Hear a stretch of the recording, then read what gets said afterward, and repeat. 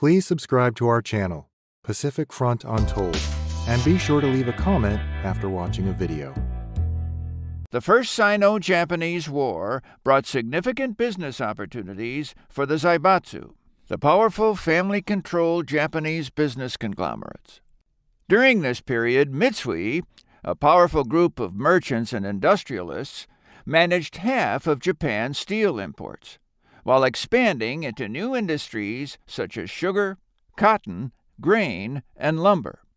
Mitsubishi continued to grow by expanding into mineral resource deposits and entered the shipbuilding sector with the construction of the Hitachi Maru cargo and passenger ship, along with the building of numerous dry docks and building berths for future shipbuilding.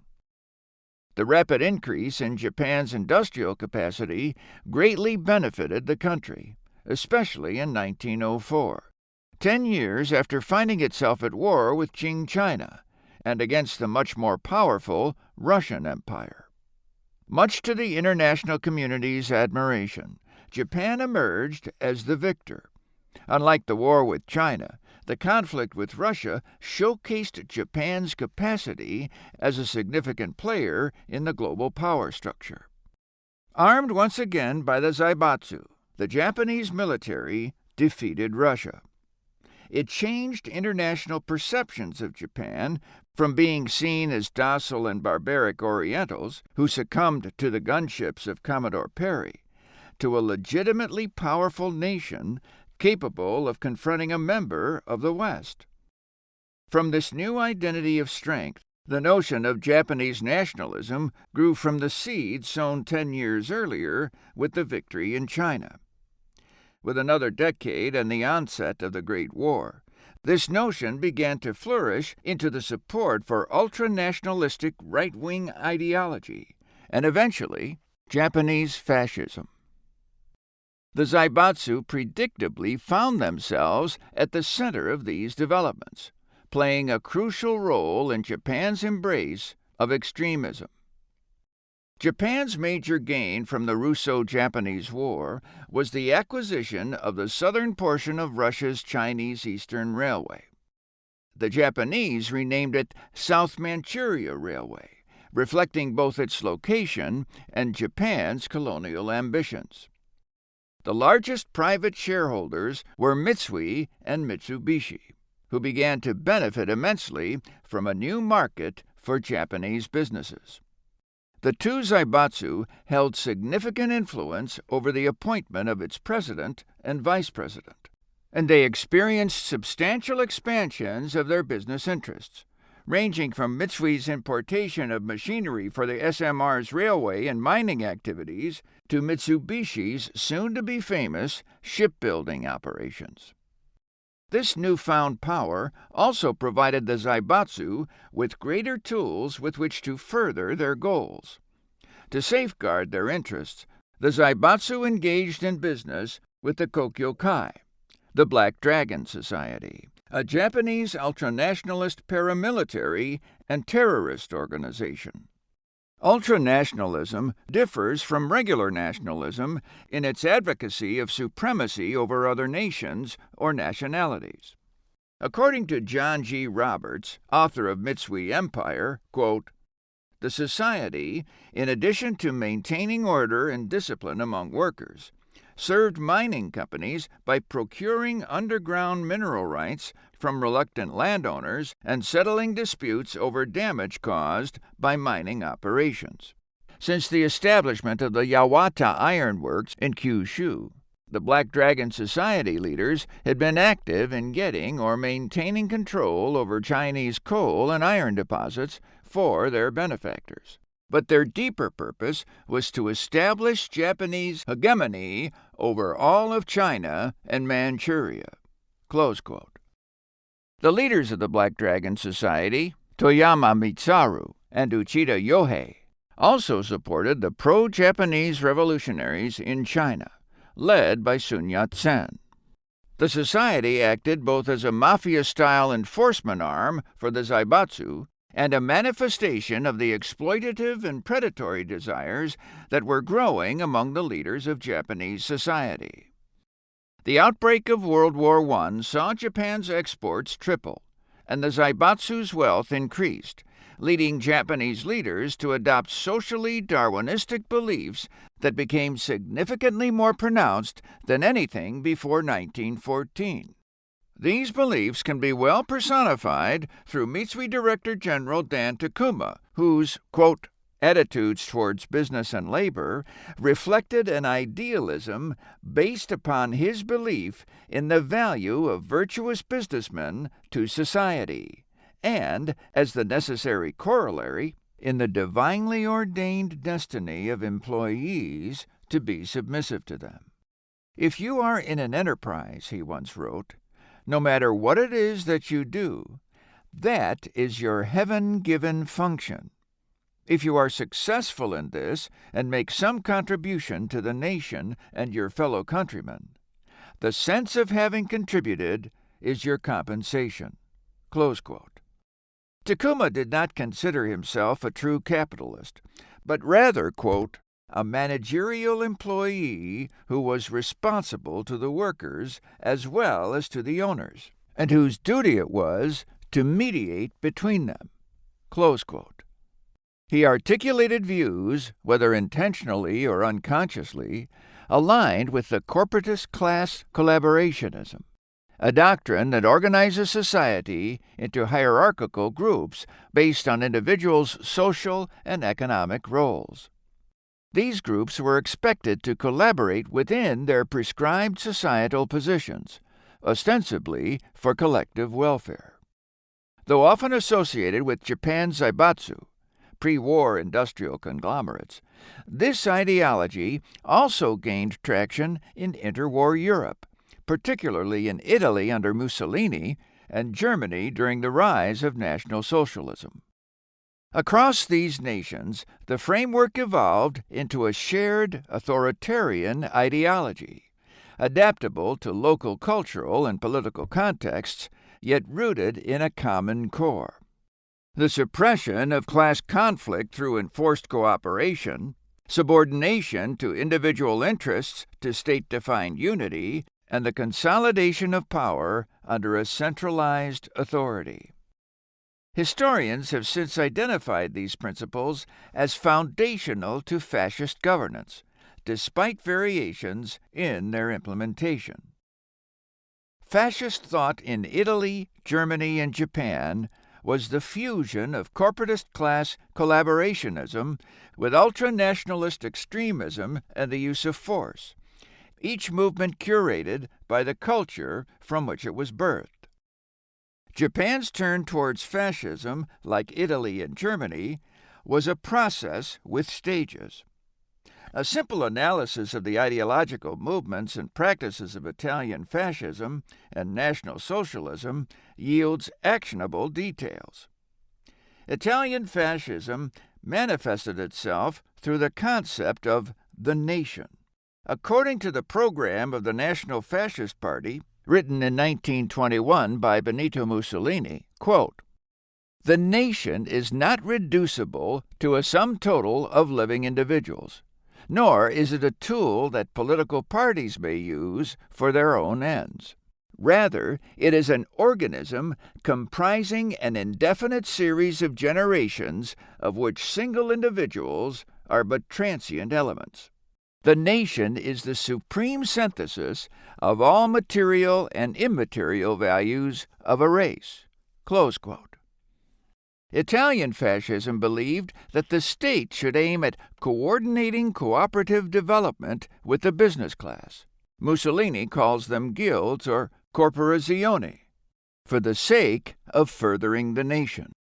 Mussolini called for several policy positions in support of the blue-collar and white-collar workers.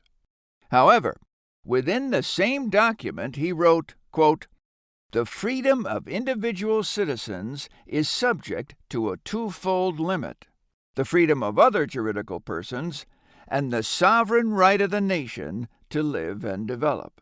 Close quote. Thereby providing Italian fascism with a structural loophole within which it can circumvent enumerated and unenumerated civil rights and protections. In the later Manifesto of Fascist Intellectuals of 1925, written the same year that Mussolini legally changed his title to head of government, the fascist leader declared, quote, "The fatherland prompts the subordination of all that is particular and inferior to that which is universal and superior. It is the respect of law and discipline. It is freedom to be conquered through law by renouncing all that comes from individual choice and irrational, wasteful desires." Close quote. Further radicalization is present in the 1932 doctrine of fascism, by which during this time Mussolini eliminated all limits on his power and outlawed the existence of other political parties. He noted, quote, "Man is man only by virtue of the spiritual process to which he contributes as a member of the family, the social group, the nation, and in function of history to which all nations bring their contribution." Close quote. The Duce, Mussolini, was opposed to the individualistic abstractions of personal liberty that emerged from the French Revolution and proudly exclaimed, quote, "Fascism reasserts the rights of the state as expressing the real essence of the individual." Close quote. He also said that fascism asserts the irremediable and fertile and beneficent inequality of men who cannot be leveled by any such mechanical and extrinsic device as universal suffrage. And thirdly, fascism rejects the absurd conventional lie of political equalitarianism. All three writings call for Italian military prominence. German fascism manifested as the National Socialist Party. It had only one official party program, the 25-point plan written by Adolf Hitler in 1920. In it, Adolf Hitler demanded the unification of all Germans in the Greater Germany on the basis of the right of self-determination of peoples, as well as equality of rights for the German people in respect to the other nations. And he admonished the Treaty of Versailles from World War I that unjustly placed the sole blame for the war on Germany. Hitler further announced that only a member of the race can be a citizen. A member of the race can only be one who is of German blood, without consideration of creed. Consequently, no Jew can be a member of the race. Here, Hitler's brand of nationalism comes from the German race, also identified in the program as the Germans, German people, German blood, with non-Germans denoting those who are outside of this group. Hitler also demanded land and territory for the sustenance of our people and colonization of our surplus population, and proclaimed, "Whoever has no citizenship is to be able to live in Germany only as a guest, and must be under the authority of legislation for foreigners." The rest of the document, however, calls for various acts of non-Marxist socialism and libertarianism. Here are various quotes from the document. "The right to determine matters concerning administration and law belongs only to the citizen. We demand that the state be charged first with providing the opportunity for a livelihood and way of life for the citizens. All citizens must have equal rights and obligations. Abolition of unearned work and labor incomes. Breaking of rent slavery." Hitler followed these up with demands for the nationalization of all industries, division of all industrial profits, and various other provisions of egalitarian collectivism. Therefore, despite Hitler's clear belief in German ultranationalism, National Socialism initially seemed to call for many things that are denounced in the core tenets of Italian fascism. Even its focus on race and German-specific nationalism has little common ground with Mussolini's ideology.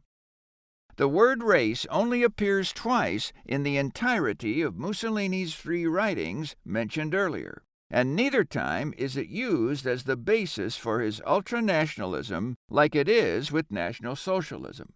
Change for Hitler could come as a result of Mussolini's successful march on Rome in 1922, in which he and tens of thousands of paramilitary supporters strong-armed the King of Italy into appointing Mussolini as prime minister.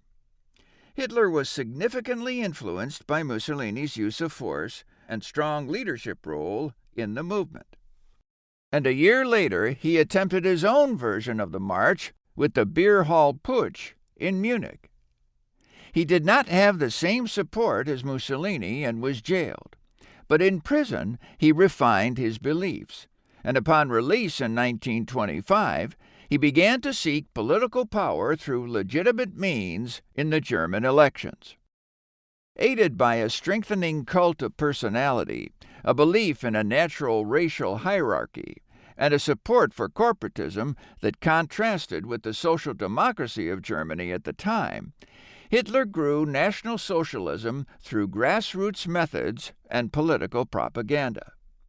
After being appointed Chancellor of Germany in 1933 and passing legislation that allowed himself to create and enforce laws at will, Hitler passed the Law to Safeguard the Unity of Party and State, the first section of which states, quote, "After the victory of the National Socialist Revolution, the National Socialist German Workers' Party is the bearer of the concept of the German state and is inseparable from the state.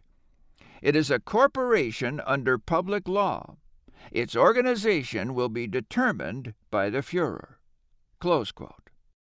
Like Mussolini, Hitler's beliefs were also laden with imperial military desire. In the pattern established above, Japanese fascism established itself as an informal fusion of the Italian and German kinds. Unlike these European fascisms, Japanese fascism did not emerge as an extraneous revolutionary movement that seized the power of the government. It instead surfaced from within the Japanese ruling class itself, manifesting through commonly held beliefs of the Zaibatsu oligarchs and the Japanese military. In his seminal 1963 work, Thought and Behavior in Modern Japanese Politics, Japanese scholar Masao Maruyama demonstrated his awareness of the cultural idiosyncrasies of various fascist movements. He accounted for these distinctions by differentiating between fascism as a state structure and fascism as a movement. He wrote that a complete explanation for Japanese fascism can be found in the study, quote, "of the military and of the bureaucracy of the state structure, their social foundations, and how these powers were intertwined with Japanese monopoly capital, the Zaibatsu." Close quote. He identified Japanese fascism as having originated not from a movement of the masses, but from a movement of the elite, a dichotomy that he defined as fascism from below versus fascism from above. He presented a 3-stage process of historical change explaining Japan's turn to fascism. These stages are 1. Preparatory stage, from the end of World War I to the Manchurian incident of 1931. This stage was characterized by growing right-wing and ultranationalist sentiment through the creation of groups such as the Taisho Sincerity League and Imperial Way Principles Association in 1918, the Great Japan National Essence Association and the Kanto National Essence Society in 1919, the Anti-Red Corps in 1922, and the Great Japan Political Justice Corps in 1925. Zaibatsu leaders were often direct contributors to these organizations. 2. Period of maturity, from the Manchurian incident of 1931 until the attempted February coup in 1936. This stage was characterized by the linking of right-wing thought with Japanese military, which then became the driving force for the proliferation of Japanese fascist thought. There were several sequential right-wing attempts at a coup, including the March incident and the Imperial flag incident, the Blood Pledge Corps incident, the May 15th incident, the Heaven Sent Soldiers Unit incident, the Officers' School incident, and the Aizawa incident, before finally culminating with the February 26th incident. 3. Consummation period. From the February 26th incident of 1936 to the Japanese surrender in 1945. This stage was characterized by overt fascism exercised in the name of the emperor through the military, the latter of whom, quote, fashioned an unstable ruling structure in coalition with the semi-feudal power of the bureaucracy and the senior retainers on the one hand, and with monopoly capital and the political parties on the other. Close quote. During the second decade of the 20th century, Japan was an environment more favorable for fascism than Italy and Germany, since there was already a corporatist class collaboration structure within the society with no existing socialist government that the fascist movement in Japan had to wrest power from. As exhibited by Mitsui leaders like Dan Takuma and Masuda Tanaka, there was already contempt for concepts such as workers' rights, individualism, and equality of opportunity that are beholden to liberal socialist governments as seen in Europe at the time. Right-wing thought also saw direct support from academics like scholar and lawyer Kinzo Gori, who actively studied fascism and was responsible for Mein Kampf's translation into Japanese. Gori was a member of the openly fascist organization Kokurenmi, the Imperial League for the Promotion of Imperial Liberation. And after traveling through Europe between 1931 and 1932, he delivered a lecture in 1933 titled Fascism or Communism, in which he called Mussolini and Hitler patriots and declared that Japan itself was open to fascism. Gori saw fascism as a kind of spiritual enlightenment based on unity and harmony amongst the social classes, an echo of both Mussolini's and Hitler's proclaimed spiritual and philosophical dimensions of their fascism. Like Italy and Germany, Japan acquired an increasingly militant mindset between World War I and World War II. In the 1920s, Japan suffered both from an earthquake and a financial crisis, and this only served to increase the contempt for capitalism among the non-elite due to the multiple Zaibatsu bank bailouts that occurred during these times with taxpayer money. Many young men, specifically those who joined the army, rejected the solutions offered by spokesmen for the socialist left, and became increasingly attracted to the doctrines of revolutionary rightists who rallied under the banners of authoritarian nationalism and imperialism. The military grew significantly in influence after the Manchurian incident of 1931, in which Japanese soldiers staged a false flag to provide Japan with a pretense for the full-scale military occupation of Manchuria. The Zaibatsu had previously supported the right-wing terrorists when it benefited their businesses.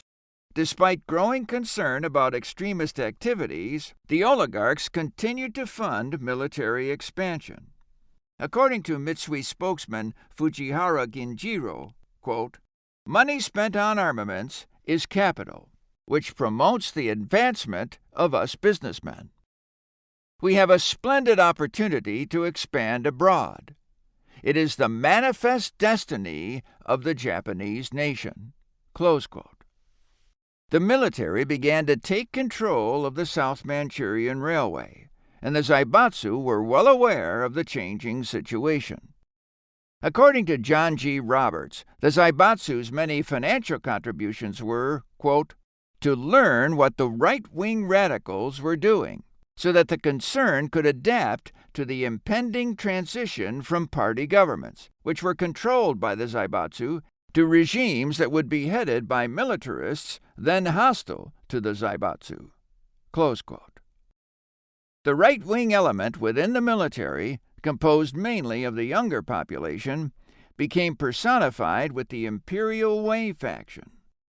In the early twilight of February 26, 1936, the Imperial Way faction, Kodoha, a radical militarist group within the Japanese army, began distributing in Tokyo a manifesto to local newspaper offices, quote, blaming Japan's economic difficulties on the Zaibatsu and attacking the elder statesmen, bureaucrats, and other party politicians, close quote. They concluded that Japan, quote, confronts a crisis. Therefore, it is our duty to take proper steps to safeguard our fatherland by killing those responsible. We think it our duty as subjects of His Majesty the Emperor. May heaven bless us and help us in our endeavor to save our fatherland from the worst. Close quote. The Imperial Way conspired to assassinate high-ranking government officials and install leaders sympathetic to their ultranationalist agenda. In the early hours of February 26, 1936, approximately 1,500 infantrymen from the 1st and 3rd Imperial Guard regiments launched a coordinated uprising, attacking key political figures and symbolic sites in Tokyo. While they succeeded in assassinating targets such as Finance Minister Takahashi Korekiyo and General Watanabe Jotaro, the coup leaders failed to secure the full support of the military high command or occupy the imperial palace itself. By the following day, the rebellion was decisively crushed by loyalist forces under Emperor Hirohito's orders. In the aftermath, Kita Iki, a controversial intellectual whose writings had inspired the rebels, was arrested and interrogated. Investigators uncovered his clandestine financial ties to Ikeda Shigeaki, a director of the Mitsui Bank, raising questions about corporate complicity in the faction's radical agenda. Ikeda supplied Kita, quote, thousands of yen every month for living expenses. In exchange, Kita supplied him with information about the military and the right wing. Close quote. The events of February 26 convinced the emperor of the need for more centralization. On February 27th, Emperor Hirohito declared administrative martial law under Article 8 of the Meiji Constitution, one day after the February incident which, quote, freed himself from any obligation to obtain the consent of any cabinet ministers for his actions. Close quote. Conveniently, the attempted coup had eliminated many of the military's government opponents. At this point, Japanese fascism had officially become the ruling ideology of the country. There exists a consensus in mainstream history that hesitates to apply the term fascism to the development of Imperial Japan. According to Benson Chung of the Journal of Contemporary Asian Studies, historian Robert Paxton believes that Imperial Japan does not qualify as fascist due to the absence of a revolutionary political party, and was instead, quote, an expansionist military dictatorship with a high degree of state-sponsored mobilization rather than a fascist regime, close quote. Historian Roger Griffin said Imperial Japan was not fascist, and its leaders merely weaponized Japan's feudal traditions. The clear similarities between European fascism and its Japanese counterpart, like a belief in corporatist class collaborationism mediated by a supreme executive and ultranationalist military expansionism, are ignored because of a difference in political manifestation. Both Paxton's and Griffin's take on the subject significantly downplay the underlying cultural aspects of fascism, and they choose to only focus on the political aspects. The conscious membership of a spiritual society, denoting Mussolini's fascism, in tandem with Hitler's institutional fusion of National Socialism with the concept of the German state, are both examples of the philosophical root of fascism, an attempt to provide a rational view of the world through the wholehearted rejection of rationalist individualism and the embrace of irrationalist collectivism. We see this demonstrated in the fascist embrace of the nation race as the linchpin of society and the duty of the people within that society to reject individualism in favor of collectivist improvement. A defining feature of fascism is its insistence on subordinating individual interests to a perceived collective unity, typically mediated by a central authoritarian leader who claims to embody the nation's will. Historically, such leaders amass near absolute power, positioning themselves as both the interpreter of the people's will and the arbiter of national destiny.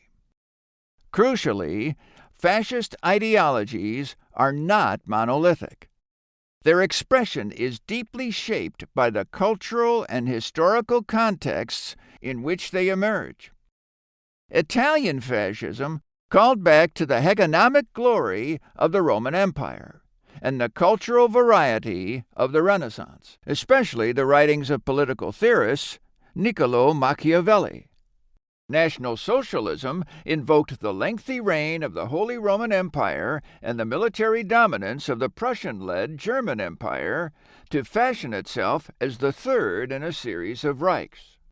Japan constructed a military autocracy based on its former feudal aristocracy and its 2,000-year-old divinely ordained monarchy.